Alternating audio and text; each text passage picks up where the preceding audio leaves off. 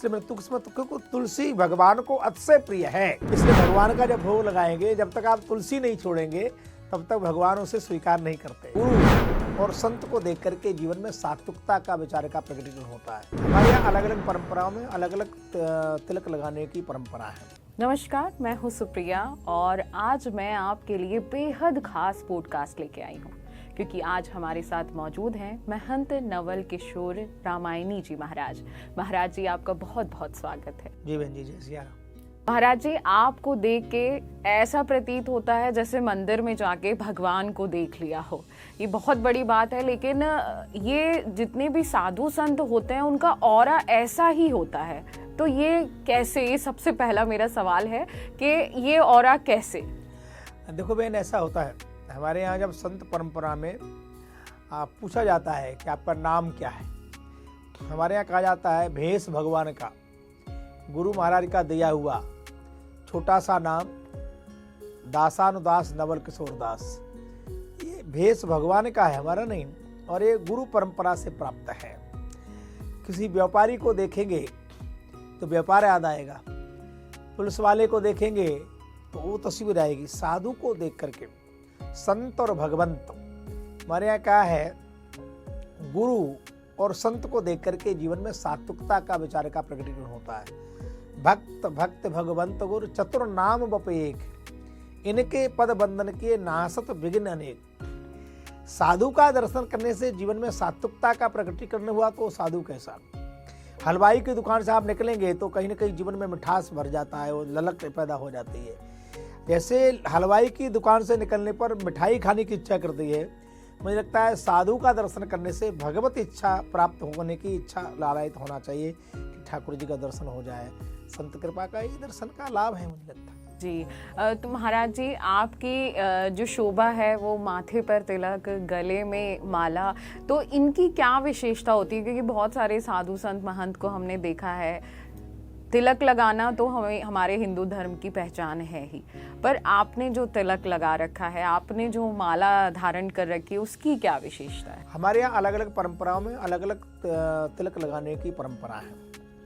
जो दशनाम परंपरा में है, जिनको संन्यास परंपरा कहते हैं, वो त्रिपुंड लगाते हैं, वो ऐसा लगाएंगे।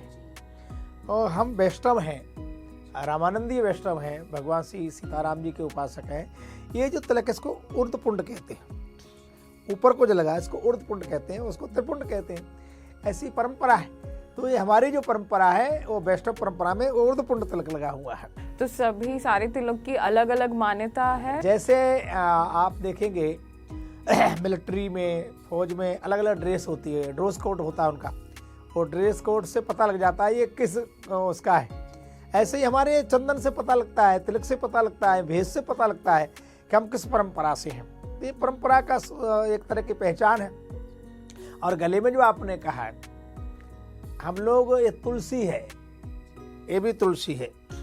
वैष्णव परंपरा में वैजंती और तुलसी धारण करने की परंपरा है।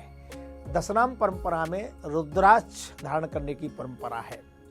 ये तुलसी है, और आप जानते हैं तुलसी का स्पर्श, तुलसी का दर्शन, तुलसी धारण करना, अनेक, जब व्यक्ति स्नान करता है और तुलसी को स्पर्श करके जल जब शरीर को स्पर्श करता है तो ऐसा कहा जाता है कि अनेक जन्मों के पाप नष्ट हो जाते हैं। और अब तो डॉक्टर लोग कहते हैं तुलसी का अर्क बनाया है लोगों ने, उसको अर्क को पान करने से अनेक प्रकार के रोग समाप्त हो जाते हैं। इसलिए भगवान का जब भोग लगाएंगे, जब तक आप तुलसी नहीं छोड़ेंगे तब तक भगवान उसे स्वीकार नहीं करते। तो तुलसी का इतना महत्व है। और ये पारस पीपल है। जैसे ये पीपल होता है उसे देव पीपल कहते हैं, ऐसे पारस पीपल है। पारस का मतलब होता है, पारस मणि आपने सुना होगा, जो चाहे सो मिल जाए। ऐसे वैसे तो हमारा ये श्रृंगार है, साधु का श्रृंगार है, चंदन लगाना, माला धारण करना, ये भेष का एक अंग है। परंतु तुलसी धारण करने से जैसे शुद्धता, पवित्रता, दिव्यता जीवन में आती है, ऐसे ही पारस पीपल धारण करने से, ऐसा संतों के मुख से मैंने सुना है कि यश और कीर्ति की वृद्धि होती है। महाराज जी, ये तो आपने तुलसी की माला की, पारस माला की विशेषता बताई, लेकिन आम जन जो तुलसी की माला धारण करते हैं उनको किन किन चीज़ों का मतलब सावधानी रखनी चाहिए, या तुलसी की माला धारण करते समय किन नियमों का पालन करना चाहिए? देखिए, वैसे तो कोई भी माला धारण करते समय सब चीज़ का नियम होता है। तुलसी आपके कंठ में, गले में है। हमारे यहाँ हीरा दिया जाता है, तुलसी का एक दाना दिया जाता है। जब कोई व्यक्ति गुरुमुख होता है, मंत्र दिया जाता है, तो पहले उसको कंठी बांधी जाती है। कंठी माने कंठ में रहने वाली, और उसका ध्यान तुलसी की माला हो, रुद्राक्ष की माला हो। जब आप मलमूत्र का परित्याग करते हैं तो एक तो कंठ यहाँ से ज़्यादा छाती से नीचे नहीं होना चाहिए, कंठ में लगी हो माला अच्छी। और मलमूत्र का जब हमें लगेगा हम अपवित्र हैं, उसमें उसका स्पर्श न करें। हम शुद्ध हो जाएं, स्नान कर लें या हाथ ढंग से धो लें, तभी उसका स्पर्श करें। जैसे यज्ञोपवीत है, यज्ञोपवीत मलमूत्र के समय कान पर रखा जाता है। ऐसे ही जो माला धारण की जाती है, जब अशुभ अवस्था में होते हैं, अशुद्ध अवस्था में होते हैं, तो उसका स्पर्श वर्जित होता है। पर तुलसी की माला शमशान में जाने से या घर में सूतक पातक होने से कभी अपवित्र नहीं होती। उसे धारण करे रखना चाहिए। शारीरिक शुद्धि जरूरी है, शारीरिक शुद्धि के समय उसको स्पर्श करें, नहीं तो गले में रहे, स्पर्श न करें उसका। जी महाराज जी, बहुत से लोगों का ये प्रश्न भी है और बहुत से लोग शायद ये गलती भी कर देते हैं कि कहा जाता है कि जो माला आप धारण कर रहे हैं उससे आप जप ना करें, तो ऐसा भी कुछ है? निसंदेह जाप करने वाली माला अलग होती है और पहनने वाली माला अलग होती है। पहनने वाली माला वास्तव हमारे यहाँ कंठी धारण ही करने की परंपरा है। माला तो एक श्रृंगार है, तो कहीं आप श्रृंगार कर रहे हैं, ठीक है, बाकी एक दाना चाहे रुद्राक्ष चाहे तुलसी का वो गले में धागे में लगा कर उसे धारण सदैव करना चाहिए, उसे नहीं उतारना चाहिए। तो पहनने वाली माला अलग होती है वो श्रृंगार, और जप करने वाली माला गोमुखी में रखी जाती है ढक करके। कभी भी जप करते समय माला को खुले में जप नहीं करना है। हमारे यहाँ दो विधा है। एक तो मंत्र जाप करते समय उसको गोमुखी में रखना और बैठ करके जप करना आसन पे। एक होता है नाम जप करना। नाम जप दो तरीके से, माला से भी करते हैं, सुवर्ण से भी करते हैं। एक छोटी सी माला आपने देखी होगी, संतों के हाथ में रहती है, चलते फिरते सीताराम सीताराम रायसाम राम करते हो। नाम जप आप चलते फिरते कर सकते हैं, पर मंत्र का जो जाप है वो आसन पर बैठ करके पंचपात रख करके आचमन करके और संकल्प करके न्यास करके ही करना चाहिए। तो पहनने वाली माला से जप नहीं किया जाता, जप वाली माला को पहना नहीं जाता। अच्छा, तो जो माला से जप कर रहे हैं उसे अलग रखें, जो पहन रहे हैं उसे अलग रखनी चाहिए। महाराज जी, तुलसी की बात चली ही है तो तुलसी जी हमारे जीवन में और हिंदू धर्म में बहुत अहम हिस्सा रहती हैं। मेरा एक सवाल आ रहा है, क्योंकि पितृपक्ष भी अब आने वाला है। हमने कई बार देखा है कि जब अंत समय होता है, कोई गुजर जाता है या गुजरने वाला होता है, पता चल जाता है हमें, तो उसके मुंह में तुलसी दल डाला जाता है। तो ऐसा क्यों होता है? देखिए, हमारे यहाँ कहा है कि जन्म जन्म यत्न कराई अंतराम कहूँ आवत नाहि। जीवन भर व्यक्ति प्रयास करता है, मृत्यु के समय मुख से एक बार भगवान का नाम निकल जाए तो वैसा माना मुक्त हो जाता है। मृत्यु के समय हमारे यहाँ गंगा जल और तुलसी दल दोनों मुख में रखे जाते हैं। ऐसा माना जाता है जिसके गले में गंगा जल उतर गया कंठ से नीचे और मुख में तुलसी है, कदाचित स्वभाव के कारण उसने अंत समय में भगवत नाम नहीं भी उच्चारण कर पाया हो, पर अंत समय में उसके मुख में तुलसी है और गंगा जल है, तो भगवत प्राप्ति का पार्षद बनता है, भगवत प्राप्ति का अधिकारी बन जाता है। इसलिए मृत्यु के समय क्योंकि तुलसी भगवान को अतिशय प्रिय है। आप ठाकुर जी का पूरा श्रृंगार कर दीजिए, उनको वस्त्र धारण करा दीजिए, अलंकार धारण करा दीजिए, सब कुछ कर दीजिए, चंदन धारण करा दीजिए, जब तक तुलसी स्पर्श नहीं कराएंगे, विशेषकर सालग्राम जी को तुलसी धारण नहीं कराएंगे, तब तक आपकी पूजा पूर्ण नहीं मानी जाएगी। तो जब तक हमारे गले में तुलसी नहीं होगी और अंतिम समय मुख में तुलसी नहीं होगी, उसका जीवन कभी पूर्णता को प्राप्त नहीं हो सकता, सार्थकता नहीं प्राप्त, भगवत प्राप्ति का पार्षद नहीं बन सकता। ये लेसन्स है। जैसे हमारे यहाँ आपने देखा होगा, उदाहरण थोड़ा अच्छा नहीं लगेगा शायद, दो तरह के श्वान होते हैं। श्वान माने कुत्ते, एक पालतू एक फालतू। जिसके गले में पट्टा होता है तो ये इसका पहचान है, किसी कोई उसका स्वामी है, कोई उसका मालिक है। उसको जैसे तैसे कोई डंडा मार देगा तो कोई उसके पीछे खड़ा हो जाएगा, तुमने कैसे मारा, ये हमारा है। और जो पालतू है उसको, और जो फालतू है उसको कोई डंडा मार देता है। तो ये हम पालतू हैं, हम ठाकुर जी के हैं, हमारे मस्तक पर चंदन है, गले में तुलसी है या रुद्राक्ष है, तो ये पहचान है कि हम ठाकुर जी के हैं, हम भगवान के हैं। तुम मोरे प्रभु गुरुपत माता, जाऊँ कहाँ तज पकड़ जाता, दीन दयाल विषम भारी, हरोनाथ संकट भारी। मैं ठाकुर का हूँ, ठाकुर मेरे। तो उसकी पहचान क्या है? पहचान यही है, मस्तक पे चंदन है, गले में तुलसी है, ये हमारी पहचान है। तो हम ठाकुर के हैं, पालतू हैं, फालतू नहीं है। अब ठाकुर जी की बात चली ही है तो मैं बरसाने में कई बार गई और मैंने देखा है कि बरसाने में ठाकुर जी को तुलसी की मालाएं चढ़ाई जाती हैं और बहुत सुंदर मालाएं होती हैं, मंदिर के बाहर भी मिल रही होती हैं, ठाकुर जी के श्रृंगार में भी चढ़ाई जाती हैं। तो ठाकुर जी और तुलसी जी का क्या इतना ज्यादा प्रेम है कि उनको चढ़ाया जाता है? ये तुलसी लक्ष्मी स्वरूपा है वैसे तो। और रामचरितमानस में एक कथा है, एक जालंधर नाम का असुर हुआ, उनकी पत्नी का नाम था वृंदा। बहुत भगवान की तपस्या करती थी, एकादशी व्रत रहती थी, भगवान नारायण की बहुत वो उपासक करती, और वो सती थी, सती व्रता थी। और जालंधर असुर था, वो धर्म के विपरीत काम करता था, परंतु उनकी जो पत्नी थी वृंदा बहुत सती व्रता थी। उसके सतत्व के कारण उस पर आघात नहीं होता था। उसको था कि जब तक उनका सतत्व खंडित नहीं होगा तब तक उसका वध नहीं हो सकता, जालंधर का। तो अब जालंधर को लगा कि मेरी पत्नी के कारण वो बड़ा, उसका हमारे यहाँ धर्मपत्नी को मैडम नहीं कहा जाता, धर्मपत्नी कहा जाता, धर्म के अनुसार चलाने की प्रेरणा दे धर्मपत्नी। तो वो बड़ा असुर हो गया, अताताई हो गया। देवता लोग परेशान हो गए कि इसका वध नहीं हो रहा है। तो भगवान ने, नारायण ने कुछ समय के लिए उस जालंधर का रूप धारण करके देवी वृंदा का सतत्व का खंडित कर दिया। उनको पता जब लगा कि साक्षात नारायण, इन्होंने मेरे सतत्व का तो श्राप दे दिया कि जाओ तुम पत्थर हो जाओ। अच्छा, मतलब तुलसी जी ने जो वृंदा थी उन्होंने नारायण को श्राप दे दिया कि अच्छा। तुम पत्थर हो जाओ। तो वो गंडकी नदी में जो नारायण गोविंद कुंड है, वहाँ सालग्राम शिला के रूप में मिलते हैं। सालग्राम जी की और नर्मदेश्वर की, हमारे यहाँ दो स्वरूपों की प्रतिष्ठा नहीं की जाती। सालग्राम आप लाइए वहाँ से गंडकी से और लाके आप पूजा करिए, कोई प्रतिष्ठा की जरूरत नहीं।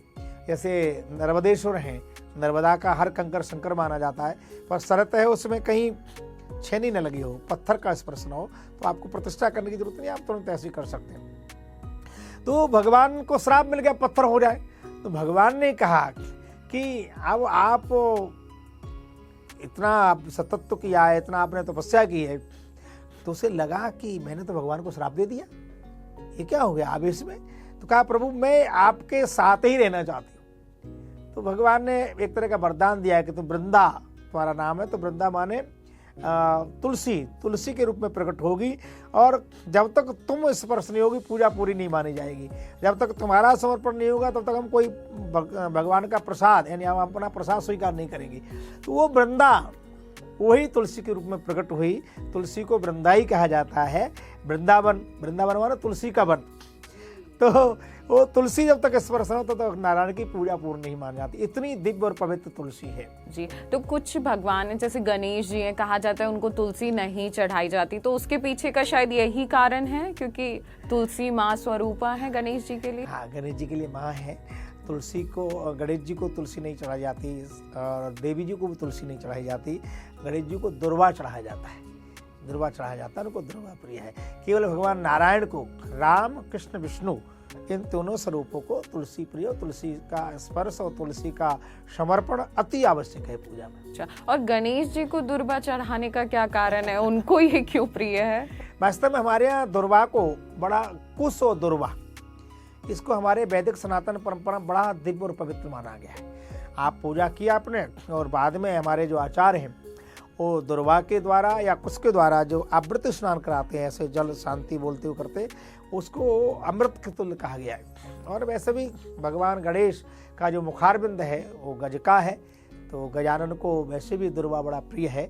और दुर्वा चढ़ाने से जीवन में दुर्गति समाप्त हो जाती है, दुर्दशा समाप्त हो जाती है, यानी किसी के ज़्यादा बुरे दिन है, क्लेश है, परेशानी है, पीड़ा है, तो आजकल तो वैसे भी गणेश जी के दिन चल रहे हैं, दुर्वा लाए, पर दुर्वा मूल से लाना चाहिए, उसके जड़ युक्त होना चाहिए, मूल से उसे साफ करके मिट्टी से भगवान गणेश को दुर्वा उनके सूंड में लगाना चाहिए। सूंड में लगाने से दुर्गति समाप्त होती है और जीवन का कष्ट दुख समाप्त होता है, इसलिए गणेश जी को दुर्वा अवश्य चढ़ाना चाहिए। जी, बिल्कुल सही बात बताया आपने, क्योंकि अभी गणेश चतुर्थी के दिन भी चल रहे हैं, 10 दिन हैं अपने पास, तो गणेश जी को आप दुर्बा ज़रूर चढ़ाएं।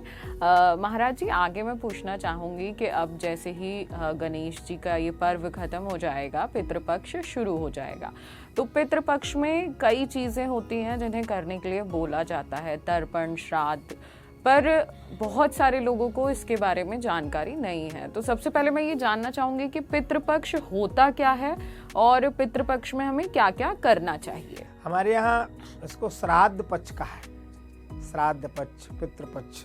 श्राद्ध का मतलब होता है श्रद्धा, श्रद्धा से किया हुआ कर्म। जैसे नवरात्रों में भगवती जगदम्बा की पूजा करने से सब प्रकार के आपको मनोकामनाएं पूर्ण होती हैं।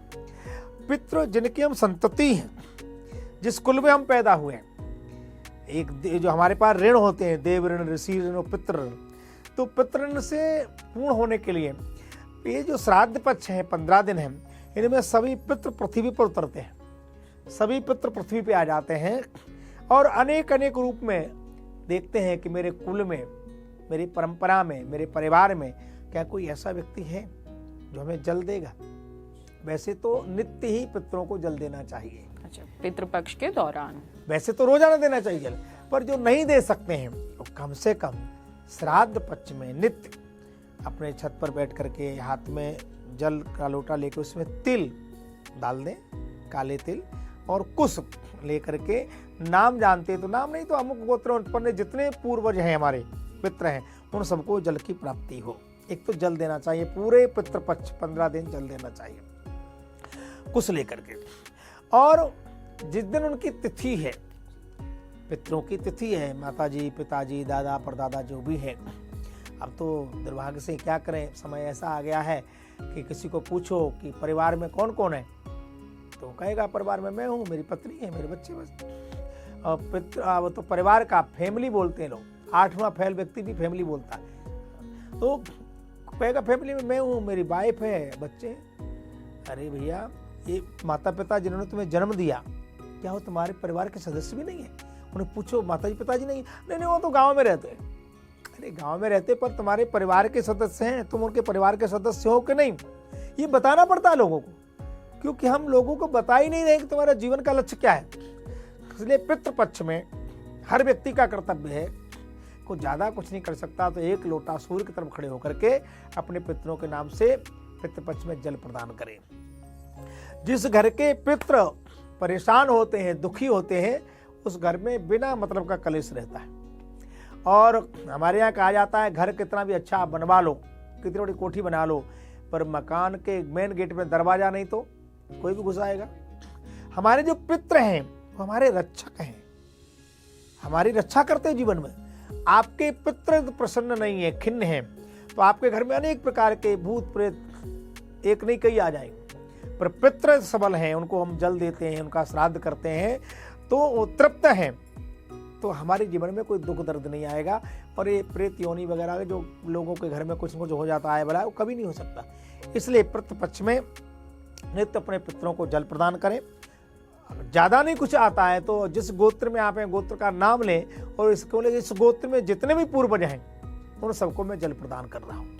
ऐसा पितृपक्ष में जल देने वाला व्यक्ति कभी भी दुखी नहीं रहता, परेशान नहीं रहता। एक, जिस दिन तिथि है आपके पितरों की, याद रखना चाहिए, नहीं याद है तो अपने घर में बड़ों को पूछना चाहिए। उस दिन सुबह प्रातः काल शाम को सोने से पहले अपने पितरों को याद करें, कल आपकी तिथि है, कृपा करके आप पधारें और हमसे जो श्रद्धा बने उसे स्वीकार करें। प्रातः काल सूर्योदय से पहले खड़े होकर स्नान करके बढ़िया से शुद्ध वस्त्र पहन करके घर में, वैसे तो हमारे यहाँ कहा जाता है जिस पितृ की जो तिथि है उन्हें जो अच्छा लगता हो वही बनाया, वो बनाना चाहिए और बड़े श्रद्धा से बनाना चाहिए, ऐसा लगे कि पितृ हमारे घर में। और मैंने तो देखा है गांव में लोग किसी पत्ते पर, केले के पत्ते पर या किसी पत्ते पर रख करके भोजन छत पे ले जाते थे और आवाज लगाते थे उनका, हमको दादाजी आओ, हमको फलाने आओ। और प्रत्यक्ष देखा, श्रद्धा, श्राद्ध का मतलब श्रद्धा, और श्रद्धावान व्यक्ति ही सब कुछ प्राप्त करता है। कौए के रूप में नाम लेते थे लोग, आके बैठ जाते थे, स्वीकार करते थे। अब लोग जो विवेकशील अपने आप को कहते हैं वो कुछ भी कहें इसको, परंतु मैंने प्रत्यक्ष देखा है कि नाम लिया, हमको दादाजी आओ, काग आ गया, क्योंकि पितृ किसी भी रूप में आ सकते हैं, उसको स्वीकार करते थे। उसके बाद पितरों की थाली निकालने के बाद आपके घर में जो आपके कुल पुरोहित हैं या कोई आचार्य है, कोई विद्वान व्यक्ति है, पर मैं निवेदन कर रहा हूँ, श्राद्ध पक्ष खाने का मतलब है जो नित्य गायत्री मंत्र करता है, ब्राह्मण है, संध्या उपासन करता है, भगवत आराधना करता है, मस्तक पे चंदन है, ऐसे व्यक्ति को बुला करके उनको सम्मान के सहित भोजन कराना चाहिए और यथासंभव उनका सेवा करना चाहिए। किसी को भी बुला करके और उनको न चंदन है, तिलक है, ऐसे नहीं, भारतीय परिवेश में हो और वो सम्मान, मतलब कम से कम कुछ उपासना करते हो भगवान, क्योंकि उनका भजन ही तो उनको प्राप्त होगा। फिर उनको सम्मान के साथ भोजन कराएं, जो अपने से श्रद्धा भाव बने उनको भेंट विदाई करें, पर इस रूप में करें कि हमारे पितृ ही इनके रूप में आए। पर ऐसा नहीं होता, पनीर जल्दी करो, टूट जाना, पनीर जल्दी करो, आए बेचारे, वो भी 2 जगह पहले पा करके आए, आपके यहाँ थोड़े पाए चल दिए, या फिर आजकल एक नया डिजाइन चला है, मंदिर में भेज दो। हाँ, ये होने लगा है, समय का अभाव है लोगों के पास, तो ये कर, समय का अभाव क्षमा करे कम है, भाव नहीं है। और श्राद्ध का मतलब पहले श्रद्धा नहीं है तो हमारे द्वारा किया हुआ श्राद्ध हमारे पितरों को प्राप्त होगा, ये कठिन है। श्रद्धा से किया हुआ श्राद्ध पितरों को प्राप्त होता है। ऐसे पितृ हमें आशीर्वाद प्रदान करते हैं। उस घर में कभी कोई प्रेत योनि या कोई वैसा नहीं आता, अकारण कोई द्वंद्व नहीं होता, कलेश नहीं होता है। पितृ प्रसन्न है तो परमात्मा प्रसन्न है। जी, तो बहुत छोटी सी चीज है, आपको पितृपक्ष में रोज जल चढ़ाना है और जो भी तिथि है आपके पितरों की, उस पर एक ब्राह्मण को या आपके जो भी घर के पंडित जी हैं उन्हें भोजन कराना है। एक ही दिन की बात है, अगर इससे पितृ खुश होते हैं तो ये करने में कोई बुराई नहीं है। महाराज जी, आगे पूछना चाहूंगी कि हम पितृपक्ष में अक्सर देखा गया है कि कौए के लिए हम खाना निकालते हैं और उसकी कई कहानियां हैं, कई किंवदंतियां हैं, लेकिन असल कहानी क्या है कि हम कौए को भोजन क्यों देते हैं? हमारे यहाँ क्या है, एक तो हमारा सनातन धर्म है, उसमें हम जीव मात्र को भगवत रूप में मानते हैं, जीव मात्र को। और हम ऐसा मानते हैं हमारे जीवन में अनेक प्रकार की कामनाएं हैं, कलुषता है, इसलिए। और हमारे यहाँ आपने देखा हुआ रामचरितमानस में जयंत का पुत्र है, उसने कौवे का रूप धारण किया और जानकी जी को कहीं न कहीं उद्देश्य से देखा। एक हमारे रामचरितमानस में दूसरी कथा है गरुड़ जी की। गरुड़ जी कागभूषण जी जो काग थे, उनके यहाँ कथा सुनने जाते हैं। कौआ जो होता है वो हमें पितृ के रूप में प्राप्त है, पितृ के रूप में माना जाता है। उसके पीछे भाव कोई किंवदंती के आधार पर है कि हम पशु पक्षी को भी परमात्मा के स्वरूप में मानते हैं। हमारे पूर्वजों ने माना है कि काग है, वैसे तो कोई पूजा करेगा नहीं इसकी, कोयल को लोग आदर देते हैं, बाकी पक्षियों को आदर, कौवे को कोई नहीं देता। तो ऐसे काग जो काला है, जो एक नेत्रविहीन भी है, ऐसे व्यक्ति को भी हम पितृ के रूप में देखते हैं। इतनी हमारे सनातन में समानता है, दिव्यता और पवित्रता है कि हम सबको आदर देते हैं। पशु और पक्षी को भी आदर देते हैं, हम गौ माता को पूजते हैं, स्वान को भी पूजा करते हैं, उसको किसी के रूप में, पशु पक्षी में सब में भगवत स्वरूप देते हैं। ऐसे ही श्राद्ध पक्ष में पितरों को हम काऊ के रूप में देखते हैं, उनकी पूजा करते हैं, उनको उनका भाग देते हैं। जैसे महाराज जी, पितृ पक्ष में कहा जाता है कि जो भूल चूक हुई है या जो भी हो गया है तो आप पिंड दान करा दीजिए। तो ये पिंड दान क्या होता है? क्योंकि हमने देखा है पिंड दान में चावल का एक पिंड बनवाते हैं और फिर उसकी पूजा होती है, तो पिंड दान करना कितना जरूरी है? पिंड माने शरीर, पिंड माने शरीर। और हमारा जो शरीर है ये पंच तत्व से बना है, अग्नि है, पृथ्वी है, वायु है, जल है, ये पंच तत्व से बना है। तो पंच तत्व में विलीन हो जाता है। हमारे यहाँ अन्न को नारायण के रूप में माना गया है। तो जो कोई व्यक्ति मृतक होता है तो आजकल तो जौ का आटा चल पड़ा है, जौ का, क्योंकि जौ प्रकृति से ऊपर है। इंद्र जौ होता है, वास्तव में आटा होना चाहिए इंद्र जौ। इंद्र जौ होते हैं, जो तालाब होते हैं गांव में, वो बोए नहीं जाते, अपने आप जमते हैं, उसके आटा का। पिंड माने शरीर, हम पिंड बनाते हैं, 5 तत्व का है तो 5 पिंड करते हैं मृतक शरीर के। और बाद में हमारे यहाँ कहा है, एक तो पिंडदान हो गया, फिर मासिक पिंड, वार्षिक पिंड, श्राद्ध पिंड। जो लोग मासिक पिंड नहीं कर पाते, वार्षिक पिंडदान भी नहीं करते हैं, वो पितृ पक्ष में भी यदि अपने पितरों को पिंड बना करके देते हैं तो उनको मुक्ति प्राप्त होती है, भगवत प्राप्ति होती है। हमारे यहाँ मृतक के बाद ये कहा गया सूक्ष्म शरीर होता है जो यात्रा भोगता है, इतना माना गया है, और पिंड भी इतना ही बनता है। तो पितृ हमारे सूक्ष्म शरीर में हैं, मानो पितरों का वो पिंड बना करके हम श्राद्ध के रूप में ऐसे करके भगवान को अर्पित करते हैं कि हे नारायण, हमारे पितृ जब शरीर में थे, जाने अनजाने में कुछ भी उनसे अपराध हुआ हो, पाप भी हुआ हो, पर आप कृपा करें, ये पिंड रूपी शरीर हम आपको अर्पित करते हैं, अपने चरणों में इनको आश्रय प्रदान करना। उस पिंड के रूप में पितरों को ही मान लो भगवान को अर्पित कर देते हैं, तो हमारे पितृ जिस रूप में होते हैं, जहाँ भी होते हैं, उन्हें वो प्राप्त होता है। एक तो उनको तृप्ति होती है, और नारायण को समर्पित करके हम करते हैं तो भगवान उन्हें अपना पार्षद के रूप में स्वीकार कर लेते हैं, उन्हें भगवत प्राप्ति हो जाती है। इसलिए सभी व्यक्तियों को चाहिए कि कम से कम श्राद्ध पक्ष में पिंडदान जरूर करें। जी महाराज जी, इससे एक बात याद आती है कि बहुत सारे लोग हैं जिनको ऐसा लगता है, मतलब जो बोलते हैं कि शायद उनकी आत्मा को अभी तृप्ति नहीं मिली है, या बहुत सारे लोग, हम इस सवाल को ऐसे पूछ सकते हैं कि बहुत सारे लोगों को जो गुजर चुके हैं वो स्वप्न में आते हैं, और फिर सबका प्रश्न रहता है कि वो मुझे स्वप्न में आए, क्या कुछ दुविधा है, क्या परेशानी है, या वो अपनी सही जगह पे है कि नहीं। तो जो गुजर चुका है वो अगर सपने में आए तो उसका क्या मतलब होता है? देखिए, अलग अलग स्थितियाँ होती हैं। हमारे घर में जब कुछ अच्छा होना होता है, शुभ होना होता है, तभी हमें पितरों के दर्शन होते हैं, और कुछ अशुभ होना होता है तो उसके भी संकेत मिलते हैं, तभी हमें पितरों के दर्शन होते हैं। जिनको सपने में अपने पितृ प्रसन्न चित्त होते दिखाई देते हैं, आनंद दिखाई देते हैं, तो मानना चाहिए कि उनके पितृ प्रसन्न है। कई बार पितृ परेशान होते हैं तो अनेक अनेक अवस्था में दिखाई देते हैं। सपन में जैसे भी पितृ दिखाई देंगे उससे अनुमान लगाना चाहिए कि हमारे पितृ किस रूप में है। और पितृ हमारे घर में होने शुभ और अशुभ का संकेत भी प्रदान करते हैं। हमारे पितृ हमको प्रसन्न चित्त दिखाई दे रहे हैं, बाल स्वरूप में दिखाई दे रहे हैं, प्रसन्न है, खिलखिला रहे हैं, समझना चाहिए घर में कुछ अच्छा होने वाला है। घर में बाहर कोई श्वान, कुत्ता सुबह विशेष करके शाम को रोता है तो ऐसा मानना चाहिए कि घर में कुछ अशुभ होने वाला है।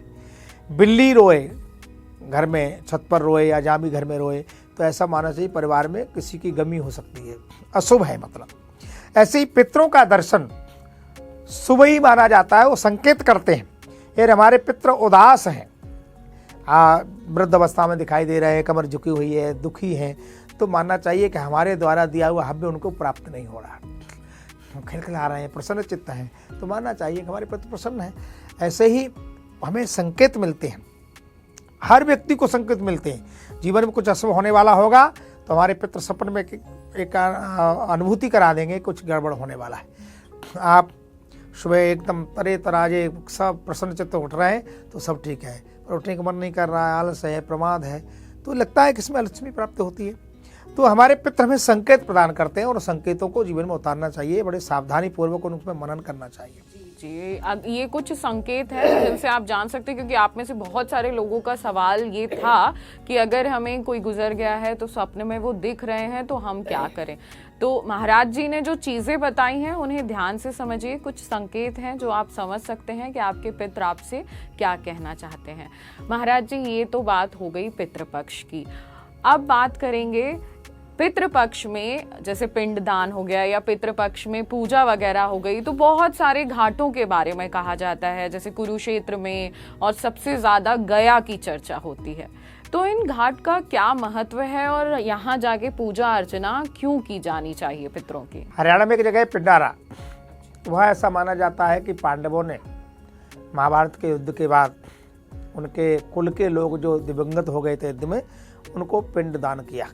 तो आज भी लोग वहाँ पूर्णमासी और पितृ अमावस्या को जाकर के लोग अपने पूर्वजों को पिंड करते हैं। गया में भी अनेक कथाएं हैं कि गया में भगवान ने भी किया, अन्य लोगों ने किया। आज भी लोग वहाँ जाएंगे, पितृपक्ष में आप देखेंगे सब वहाँ के जो अर्चक बंधु हैं, पंडा हैं, वो सबका वहाँ पर पिंडदान कराते हैं।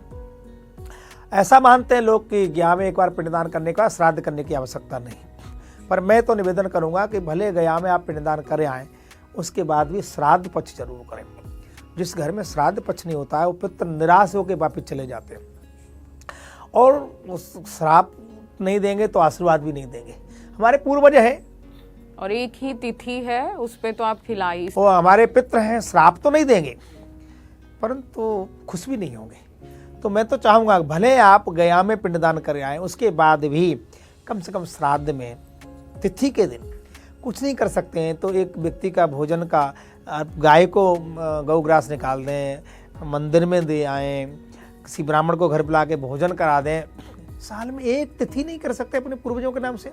तो मैं तो निवेदन करूंगा आपके माध्यम से, जो लोग गया में भी श्राद्ध कर आए हैं उनको भी श्राद्ध कर्म बंद नहीं करना चाहिए। साल में एक तिथि हमारे पितरों के नाम की होती है, 15 दिन होते हैं। उस दिन रोजाना लोटे में जल लेकर उसमें थोड़ा तिल डालकर और थोड़ा कुश लेके हाथ में अपने पितरों को जल दें।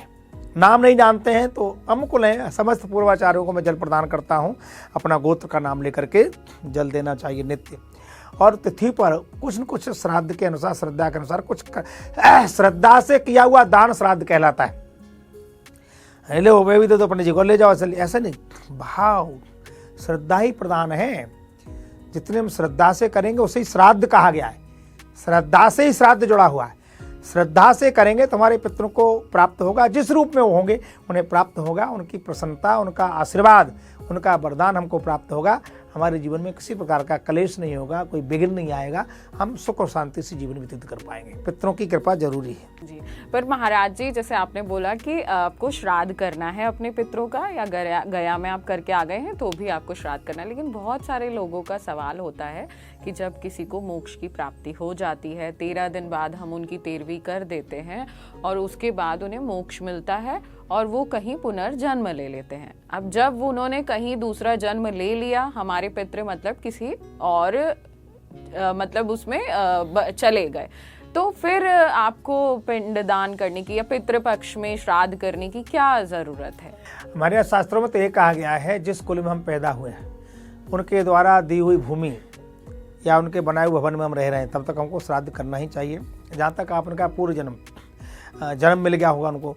जैसे कोई व्यक्ति हमारे यहाँ पितरों में भी कहा है, पितृ, बालपत्र, आहूत, भूत, प्रेत, ये सब नाम है पितरों के। तो जैसे किसी की अकाल मृत्यु हो गई तो वो प्रेत योनि में जाएगा। मान लीजिए किसी की उम्र है 50 साल और उसकी किसी भी कारण से, कैसे भी किन प्रकार से मृत्यु हो गई 25 साल में, तो उसके जीवन के 25 शेष अभी वर्ष शेष हैं, उसे 25 वर्ष तक आयु पूरी नहीं हो जाएगी, कोई जन्म नहीं मिलेगा, उसे प्रेत योनि में ही रहना पड़ेगा। और प्रेत किसी पे जो लोग कहते हैं उनको डराते नहीं हो तो एक आश्रय लेते हैं। हमारे पितृ हमारे घर नहीं आएंगे तो कहाँ जाएंगे, तो किसी रूप में आते हम डर जाते हैं। तो उनकी 25 साल की जो आयु बची है वो प्रेत योनि भोगना पड़ेगी, क्योंकि हमारे शास्त्र में कहा गया अकाल मृत्यु से बड़ा, जो लोग आत्महत्या कर लेते हैं उससे बड़ा कोई पाप नहीं है। उसे बहुत आत्मा को कष्ट सहन करना पड़ता है, और ऐसा नहीं है कि तुरंत 10 से प्राण निकले दूसरे में मिल गए, ये बहुत कम लोगों को होता है। आपका जीवन का पुण्य और पाप भोगना होता है सूक्ष्म शरीर को। इसलिए लगभग कम से कम 3 वर्ष तो ज़्यादातर आत्माओं को पुनर्जन्म मिलता ही नहीं। बहुत कोई पुण्य आत्मा होता है तो उसको भी वैकुंठ में कहीं ना कहीं वास मिल जाता है। तो एक जो मुक्त हो गए उनका श्राद्ध करने की आवश्यकता नहीं होती। कैसे मानेंगे? हमारे शरीर में 9 द्वार हैं। जिनको नाभि से ऊपर नीचे प्राण निकले हैं वो सब प्रेत योनि में जाते हैं। नाभि से ऊपर, मुख से, नेत्र से, नाक से, कान से, इनसे प्राण निकले हैं, उनको वो पितृ माने जाते हैं। वो पितृ रूप में गए हैं, कहीं ना कहीं उनको पितृ प्राप्ति होती है, बाकी प्रेत होते हैं। और हमको श्राद्ध दोनों को ले करना है। पर एक दूसरा होता है ब्रह्म द्वार, या ये 10वां द्वार होता है। कभी कोई बालक पैदा हो तो आप देखना, छोटे बच्चे के यहाँ हाथ रखना तो हल्का पिलपिला होगा, और यहाँ रखेंगे तो ऐसे पूरा ऐसे होता रहता है। वो 10वां द्वार है। जो लोग जीवन में साधना करते करते, ध्यान करते करते वो 10वां द्वार जिनका स्पष्ट हो जाता है, यहाँ से जिनके प्राण निकलते हैं, उनको मुक्त माना जाता है। उनके लिए किसी प्रकार के श्राद्ध की जरूरत नहीं है, किसी कर्म की जरूरत नहीं है, क्योंकि वो तो मुक्त हो गए। उनको दोबारा कभी जिनका भ्रकुटी से नीचे प्राण निकले हैं उनको पुनः जन्म लेना ही होगा। 10वां द्वार जिसका खुला है, ब्रह्म द्वार, उसको कभी फिर दोबारा वो मुक्त हो गया, उसको जन्म लेने की आवश्यकता नहीं, उसके पितृकर्म करने की आवश्यकता नहीं। इसलिए हमारे यहाँ सन्यासी परंपरा में पितृकर्म नहीं किया जाता। अच्छा, 10वां द्वार ही आपने कभी ऐसा देखा है या कुछ किसी को ऐसा मोक्ष की प्राप्ति हुई हो तो उनका 10वां द्वार से हो? नहीं, मुझे ऐसा देखने का अभी तक सौभाग्य तो नहीं मिला, क्योंकि जिनके 10वें द्वार खुलते हैं वो सिद्ध पुरुष महापुरुष पहले ही कहीं न कहीं शरीर से समाज से पृथक हो जाते हैं, कई कंदनाओं में भजन करते हैं। ये इतना सरल नहीं है। जिसके जीवन में पाप और पुण्य है तो स्वर्ग में जाना पड़ेगा, पाप है तो नरक में जाना पड़ेगा। दो पल्लू होते हैं ना तराजू के, तो दोनों तराजू खाली होंगे तो सम हो जाएंगे, एक में भी वजन होगा तो विषमता रहेगी। ऐसे हमारे सबके जीवन पुण्य है चाहे पाप है, जन्म लेना ही पड़ेगा। जी महाराज जी, मेरे ना मतलब मेरे जहन में एक बात आई है कि जितने भी संत महात्मा महंत होते हैं, ठीक है, हम लोग तो एक नॉर्मल से मतलब है पूजा पाठ कर लेते हैं, जो जो बता देता है वो कर लेते हैं, लेकिन जो साधु संत होते हैं वो पूजा पाठ करते हैं, भगवान में लीन रहते हैं हमेशा। क्या उनसे भी कभी कोई ऐसी गलतियां हो जाती? जैसे कहा जाता है कि आप जैसे कर्म करोगे वैसे ही फल मिलेंगे, लेकिन साधु संत तो हमारी नज़र में हमेशा पूजा पाठ में लीन रहते हैं, ब्रह्मा में लीन रहते हैं, तो क्या कभी साधु संत से कोई गलती हो सकती है या होती है? ये सबका पंच भौतिक शरीर है और प्रत्येक व्यक्ति के अंदर 2 प्रकार के स्वभाव और अशुभ गुण होते हैं, रक्तगत और व्यक्तिगत। रक्तगत जो हमारे माता पिता से प्राप्त हुए हैं, ये शरीर माता पिता की कृपा से प्राप्त हुआ है। हमारे माता पिता का जैसा स्वभाव होगा, जैसा रंग होगा, उनके जीवन का ढंग होगा, उसका असर संतान पर रहेगा ही, चाहे आप साधु बन जाए, संत बन जाए, जो भी। एक होता है व्यक्तिगत, जैसे लोगों के साथ आप बैठते हैं। आपने बात की पुण्य और पाप की। पुण्य पाप सबसे होता है, किसी का जाने में, किसी का अनजाने में। खूब तपस्या आप कर रहे हैं तब भी अनेक कथाएं हमारे यहाँ मिलती हैं कि कोई ऋषि हैं, वो बैठे हैं, उन्होंने बचपन में किसी कीड़े को कांटा चुबा दिया। पितामह भीष्म के बारे में कहने को मिलता है कि 100 जन्म पूर्व एक कीड़े को उन्होंने किया और झाड़ी पे गिर गया, उनको शेषैया पर रहना पड़ा। तो एक जन्म के नहीं, हो सकता है आप एक जन्म में साधु हो सकता है आपने एक जन्म में कोई पुण्य पाप न किया हो, पर तो श्रृंखला है ना, पूरी श्रृंखला। आप किसी के मकान में किराए पे रहते हैं, आपने 4 महीने का किराया दे दिया, 5वें महीने पे तो आके किराया मांगेगा, आपको हम तो दे चुके हैं भाई, आप दे चुके, उतना किराया रह चुके आप। ऐसे हमारा पुण्य और पाप है जीवन में। आपको आपने पुण्य किया है वो भी भोगना पड़ेगा, पाप किया है वो भी भोगना पड़ेगा। और ये कोई भी बने रहो आप, पुण्य पाप सबसे होता ही है और सबको भोगना ही पड़ता है। हाँ, हमारे साधु संत भजन करते हैं, चिंतन करते हैं, मनन करते हैं, तो संभावना रहती है कि कम से कम उनको से कोई गलती होती है, पूर्व में जो गलती की होती है उसके भजन के प्रभाव से कुछ कम हो जाती हैं, तो पर भोगना तो पड़ता है। जब भी आपका पुण्य क्षीण होगा, हमारे यहाँ शास्त्र में कहा था कोई पुण्य करता है तो स्वर्ग मिलता है, और पुण्य क्षीण हो जाता है तो फिर उससे आना पड़ता है या नरक में जाना पड़ता है। तो ये तो क्रम है जीवन का। आपने पुण्य किया है वो भी भोगना पड़ेगा, आप पाप किया है वो भी भोगना पड़ेगा, दोनों भोगना पड़ेगा। साधु हो, संत हो, गृहस्थ हो, व्रत हो, कोई भी हो, सबको भोगना पड़ता है। 1 गिलास पानी किसी को पिलाओगे वो भी ब्याज सहित मिलेगा, और सावधान, एक किसी को गाली दोगे, किसी की निंदा करोगे, बुराई करोगे, वो भी भोगना पड़ेगा। महाराज जी, आपने इतनी अच्छी अच्छी चीज़ें बताई जो कि सभी लोगों को करना चाहिए, क्योंकि इन सब चीज़ों में बहुत ज़्यादा टाइम लगता नहीं है, लेकिन अगर इससे हमारा जीवन सरल हो जाता है, हमारे पितृ खुश हो जाते हैं, तो करने में कोई बुराई भी नहीं है। महाराज जी, ये तो हो गई ज्ञान की बातें। अब आपसे पूछ लेते हैं कि आपकी जो कुंभ आने वाला है प्रयागराज में, उसकी क्या क्या तैयारियां हैं? भरद्वाज मुन बसहि प्रयागा, तिनहि राम पद अति अनुरागा। तीर्थराज प्रयाग, गंगा यमुना सरस्वती का पावन संगम, वेणी माधव का दर्शन, अच्छे वट का स्पर्श, ऐसा है तीर्थराज प्रयाग। प्रत्येक 12 वर्ष में महाकुंभ, पूर्ण कुंभ वहाँ पर होता है, आयोजित होता है, और 6 वर्ष में अर्धकुंभ होता है। यद्यपि प्रयाग में तो अर्धकुंभ और पूर्ण कुंभ दोनों समान ही रूप से हो जाते हैं। अभी 2025 को 14 जनवरी को मकर संक्रांति का प्रथम स्नान है। दूसरा स्नान 29 जनवरी का है, और तीसरा स्नान 3 फरवरी का है। ये 3 राजशाही स्नान हैं, क्योंकि हमारे अखाड़ा परिषद ने निर्णय किया कि हम शाही नहीं बोलेंगे, अब राजशाही स्नान बोलेंगे। तो ये हमारे 3 शाही स्नान है, बाकी पर्व स्नान 3-4 और हैं। वैसे तो प्रयागराज का कुंभ हो, नासिक का कुंभ हो, उज्जैन का कुंभ हो, हरिद्वार का कुंभ हो, सभी कुंभ में हमारे 13 अखाड़ा परिषद के माध्यम से सभी स्नान करते हैं, कैंप लगाते हैं। पर तीर्थराज प्रयाग का तो एक अलग अलौकिक दृश्य होता है, पूरा महानगर बस जाता है और कई करोड़ लोग आते हैं वहाँ पर तीर्थराज प्रयाग में।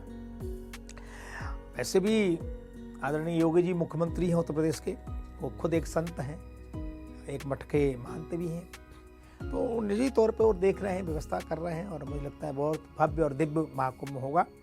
मैं आपके माध्यम से सभी सनातन परंपरा को मानने वाले, अन्य परंपराओं को मानने वालों को भी कहेंगे कि एक बार जरूर आप तीर्थराज प्रयाग में आइए, कुंभ का अवगाहन करिए, स्नान करिए। कुंभ का स्नान करने से और कल्पवास करने से हमारे हजारों यज्ञ करने का जो प्रतिफल होता है, वो कुंभ के समय प्रयाग में एक रात्रि विश्राम करने का भी अनेक यज्ञ करने का प्रतिफल प्राप्त होता है।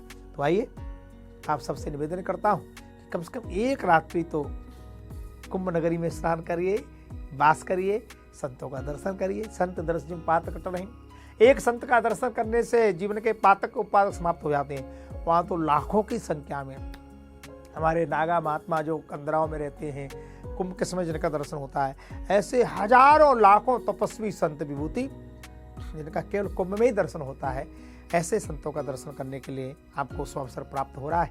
ये अलभ्य लाभ आप अवश्य लें और महानगर कुंभ में पधारें, ऐसा निवेदन करता हूं। तो चलिए, हम तो जा रहे हैं कुंभ में, तो आप भी तैयार हो जाइए 2025 में प्रयागराज जाने के लिए और संगम में डुबकी लगाने के लिए। महाराज जी, आप यहाँ आए और हमारे पॉडकास्ट में आपने इतनी अच्छी बातें बताई, उसके लिए आपका बहुत बहुत धन्यवाद। आगे भी हम आपको ऐसे ही विशेष कार्यक्रमों में, अलग अलग पॉडकास्ट में अलग अलग संतों से मिलाते रहेंगे, धर्म संस्कृति संस्कार से आपको जोड़े रहेंगे। आप हमारे चैनल को सब्सक्राइब कर दीजिए और इस पॉडकास्ट को जितना शेयर कर सकते हैं उतना करिए, क्योंकि पितृपक्ष भी आ रहा है और ये सारी चीजें हर एक व्यक्ति को पता होना बेहद जरूरी है। आगे भी मैं आपके लिए ऐसे ही विशेष कार्यक्रम, विशेष पॉडकास्ट लाती रहूंगी। आपका बहुत बहुत शुक्रिया।